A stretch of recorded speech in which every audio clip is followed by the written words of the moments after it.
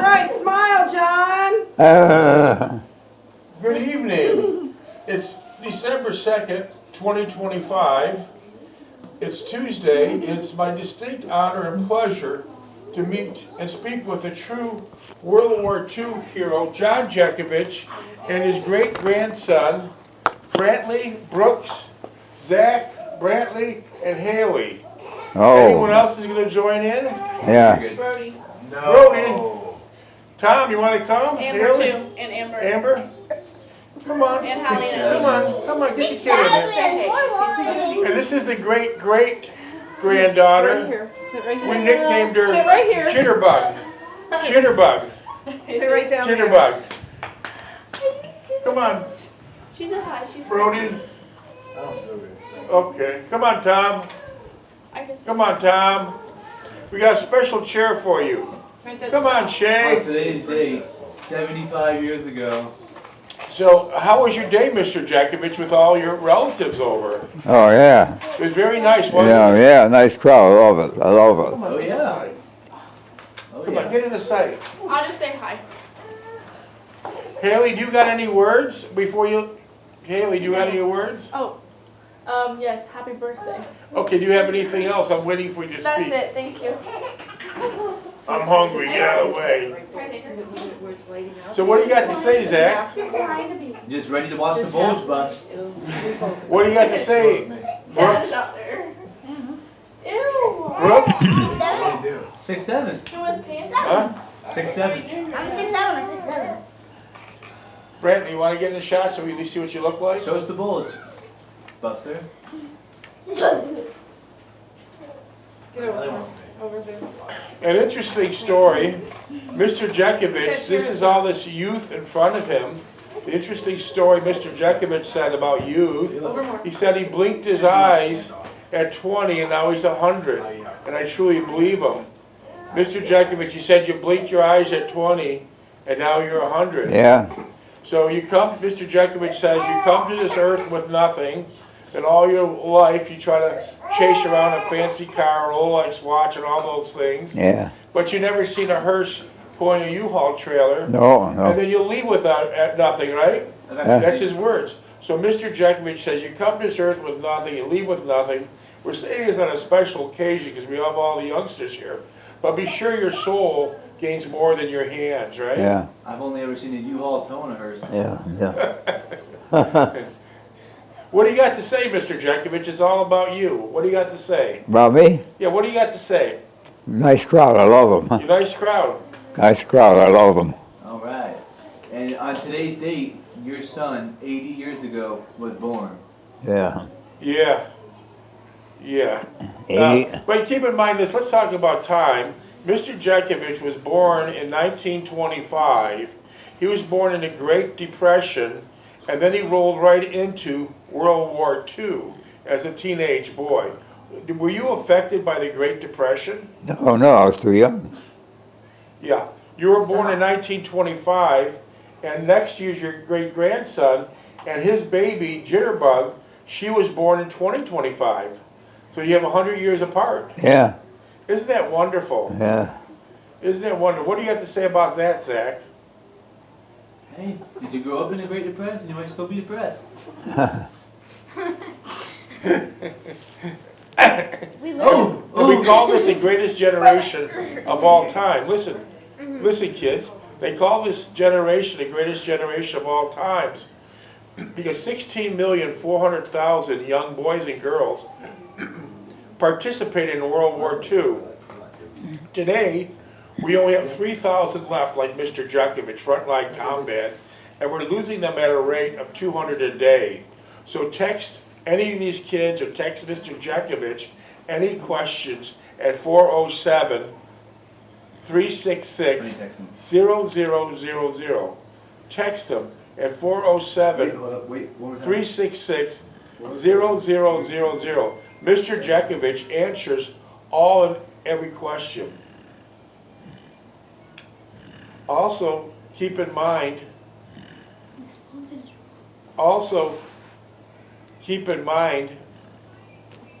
He doesn't answer every question, does he? Answer his damn We'll answer him once this is over with. Mr. Jeckovich is up to 3 in the morning answering questions. You are? But let's keep going with the greatest generation. This greatest generation of all time, which I believe is true, they had 3 things. They had 3 things. The most important 3 things they had were, number 1, they were very patriotic. On December 8th, 1941, President Roosevelt entered the United States in the World War. And then at that time, every town, every village, every city at the Army recruiting office had lines of 1,000 teenage boys deep attempting to join the military, right? You're right, you're right. Yeah. And then, so they're very patriotic. This generation's very patriotic. And number 2, this generation of Mr. Jeckovich is something we don't see much today. They have great empathy. Empathy is so important. Empathy is the glue to civilization. Empathy is the glue to humanity. Without empathy, you have nothing. And then finally, Mr. Jeckovich's generation has something I rarely see. It's called prudence. Prudence is the act of studying a question, and before you make an answer, take your time in answering it for the benefit of all. Prudence. So 3 things this generation have: patriotism, empathy, and prudence. And that's why it's the greatest generation of all time. It truly is. Second best. I think there's more good people than bad, but this generation, we owe them a lot. Adolf Hitler was not stopping in Germany. He was running right through. He'd be at the United States, and you guys might have lost every one of your rights, and you also might have been speaking German instead of English. That's why we had Captain America. No. John J. Jeckovich single-handedly bulged everywhere. Well, let me give you another example. Mr. Jeckovich's father was a legal immigrant from Russia. He came through the right way, through Ellis Island. He dotted every I and crossed every T. And his father came, and a lot of the immigrants then relocated to Niagara Falls, New York. How was Niagara Falls when you were a boy? Beautiful, beautiful city. Beautiful. Beautiful city. And then his mother came from Poland. Her name was Anna Targis Jeckovich, and she came the right way. But what they have in common was they were extremely hard-working people. His father worked 3 jobs to give his family a better life. And then one night, his father was working his 3rd job, mixing cement by hand. How do you mix cement by hand? With a shovel. With a shovel. And then his father had a massive heart attack. And that's where his story begins. Mr. Jeckovich started taking care of his mother when he was aged 11 to his mother's demise at her age of 89. They never left the house. He took care of his mother to the bitter end. But an interesting fact to show you how things have changed from then and now, when the police came to your house when you're 11 years old, what did they say to you? He said, your father got hurt, we're taking you down there. They said your father got hurt to this 11-year-old boy, and they said, we're taking you down to the hospital. Yeah. You thought you were to go upstairs because your father possibly had a sprained ankle or broken arm. Where did they take this 11-year-old boy? Took him to the morgue. Took him down. Yeah. Huh? They took him down to the morgue, and what they asked this 11-year-old boy to do, to identify the body? Yeah. See where take his pockets. They asked you to rifle through his pockets. Yeah. And what did you find in your father's pockets? His keys for the house, and a couple quarters and the dimes, and that was it. What about tobacco? And he had a tin of tobacco and the paper he wrapped it up in. Yeah.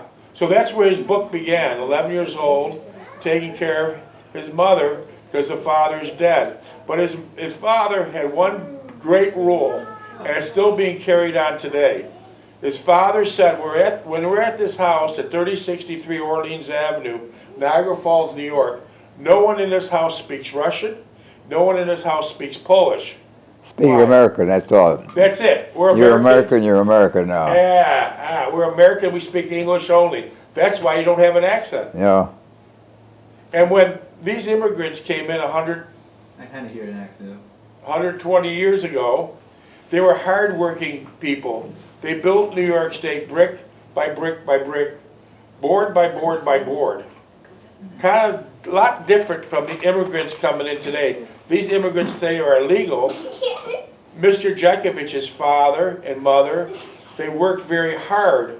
While the system today, with these illegal immigrants coming in, it's the opposite. They're simply working the system, Yeah. right? Different culture. And to show you how nice life was back then, when Mr. Jeckovich was born, gasoline was 7 cents a gallon. I'm trying to show you kids the difference. Gasoline was 7 cents a gallon. A brand new car was $400 or $500, and a brand new house was $2,000 or $3,000. And they're always outside. The boys of Mr. Jeckovich's age were always outside. They were never inside. And what they did, they entertained themselves. For example, Mr. Jeckovich, tell these young boys what you wanted to do when you wanted to go ice skating in your front yard. Open the fire hydrant up and flood the street and freeze the next day. He would open up the fire hydrant, let water go to his front yard, Yeah. and the next day he had an ice skating rink. Yeah. But I'm kind of curious, what kind of tool did an 11-year-old boy have to open up a fire hydrant? What'd you have? Big pipe wrench. Big pipe wrench. And the next day you're shoveling it. So to give you an idea how times have changed, as I said, it's very important you know, at 11 years old, Mr. Jeckovich was a caretaker of his mother, and a very nice man who was a realtor and a builder gave the family their first break. He sold them a house at 3063 Orleans Avenue, and he financed it for them. And the payments were $41.62 a month. It might not sound like a lot now, but it was. So every month, where'd you deliver the payments to? Belden. Belden, Mr. Belden. And then Mr. Jeckovich would cut grass, shovel snow, do all these jobs to pay the mortgage. And then eventually when he was in World War II, he sent his whole allotment check home. His whole allotment check Yeah, I home sent it to my to mother. his mother. And during the time Mr. Jeckovich was in World War II, he was shot, and just listen to this, kids. Mr. Jeckovich was shot in the shoulder by a sniper. He went door to door fighting in Belgium. He got Ran a little Belden. yeah, Belgium. He was door-to-door fighting. He got beat up. He got shot. He got stabbed. Lost a hip. He lost a hip, trench foot, frostbite, and he also, his body, to this date, is loaded with shrapnel. Shrapnel is like metal that comes from a bomb that you simply can't get out, stuck in his body. So if Mr. Jeckovich would go to an airport right now, the alarms, the metal detectors would go off. So what do? You give him a slip. Give him a slip. Give him a slip. So that was, he was in the Battle of the Bulge, which is one of the largest. So, does the slip say, "Hey, I was in the Battle of Bulge"? Like, Huh? what does the slip say? What? Your slip. You give it. To What airport. slip does the slip say when you go to the airport? What did it say? I got shrapnel and that's what the thing's going off. And so he was in the Battle of the Bulge, which was the largest battle in European theater. He was in Bastogne, which there were 97% casualty. And then after that, he with thousands of other American GIs, he broke the gates open in the POW camps and the Holocaust camps. And that's something you would not want to see, ever. You would not want to see that. Yeah. So you boys have any questions while you're sitting next to a true World War II hero and lucky enough to be your relative? Ask, go ahead. Hailey's got a lot of questions, go ahead. Did you pull any birds over there? Did you pull any birds while you were over there? Any what? Any females? Any female? Oh, yeah. All right. I'll elaborate on that. Oh. Mr. Jeckovich had 3 girlfriends during World War II. And listen to this carefully. The first one was in Owensboro, Kentucky, when he was in basic training. Her name was Ann Mahaney. And Ann Mahaney, they were close to getting married, but they didn't. Did she have a shitter? Huh? Did she have a shitter? I don't know what that means. But Ann Mahaney was in Owensboro, Kentucky. Mr. Jeckovich said in the summer of 1944, "I'll call you." Well, he didn't lie. We called Ann Mahaney 80 years later, and she answered the phone in Owensboro, Kentucky. How'd she sound? Feeble. Feeble. Because Yeah. Mr. Jeckovich was thinking she's like 20 or 21, but she was actually in her 90s. 89, yeah. Closer to a corpse than a teenager. He didn't lie, he called her, but it was 80 years later she answered the phone. Yeah. But what did you do after that, Mr. Jeckovich? Took her pictures out and put my mother's picture up. He had her picture in his office for 80-some years, and after the conversation, he removed the picture and put his mother's pictures up. Yeah. And the list is long, he's got lots of girlfriends, but you guys want to ask any questions, he's here. Boy, Brantley, ask him a question. What did you do when you had to use the bathroom when you're in the middle of a gunfight? I'm in a gunfight. You're in the middle of a gunfight and you had to use the bathroom. What did you do? Hold it. You hold it? Yeah. But what if it's- Unless you want to get shot. During the Shit battle yourself. During the Battle of the Bulge, they were the coldest winter of record in the Ardennes forest, 20, 30 below, and there was no place to sleep. You put a couple branches on the snow, and that was your bed. No, we slept in the barns. Slept in the barns. Or in a barn. No, we wouldn't sleep in the snow. That'd be crazy. But you slept in a barn then, right? Yeah. We're gonna be departing from the bulge. Huh? Okay, wait 1 second. The baby Can- needs to go Can home. someone shut this Yeah, off so I can say all right. goodbye? Bye. Shut this Bye. off. Say goodbye, kids. Bye, bulgers. Bye. Bye, kids. Thanks for I'm watching. gonna say goodbye.